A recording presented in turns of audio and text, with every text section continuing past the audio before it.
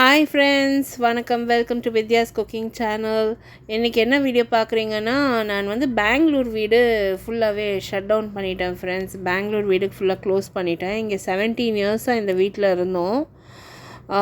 So வந்து அந்த வீடு ஓனர்ஸ் சொல்லிட்டாங்க, நீங்கள் வந்து வீடு 3-4 இயர்ஸாக பூட்டியே வச்சுருக்கீங்க.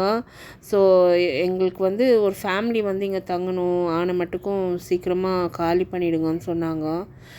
ரொம்ப ஐட்டம்ஸ் இருந்தது ஃப்ரெண்ட்ஸ். ஏன்னா எங்களது ஆல்மோஸ்ட் 3-4 ஹவுசஸ் சொந்த வீடு இருந்தது.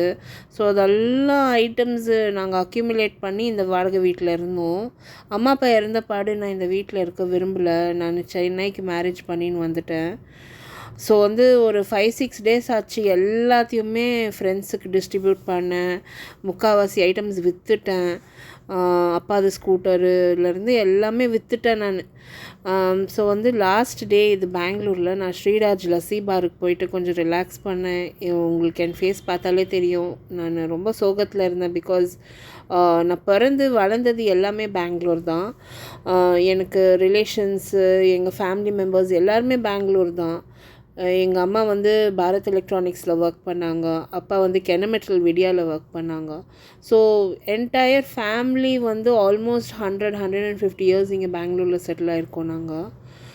இது வந்து இந்த ஊரை விட்டு நாங்கள் சென்னைக்கு போகிறதுன்றது எனக்கு ரொம்ப ஒரு சோகமான விஷயமா இருந்தது.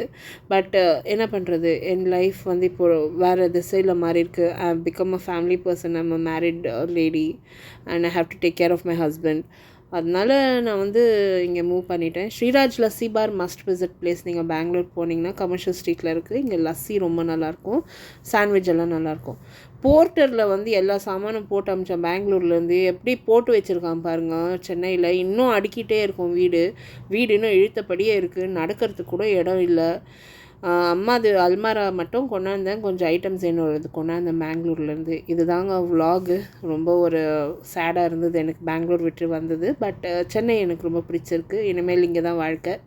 அடுத்த வீடியோவில் சந்திக்கலாம் friends. Thank you so much for வாட்சிங். பாய்.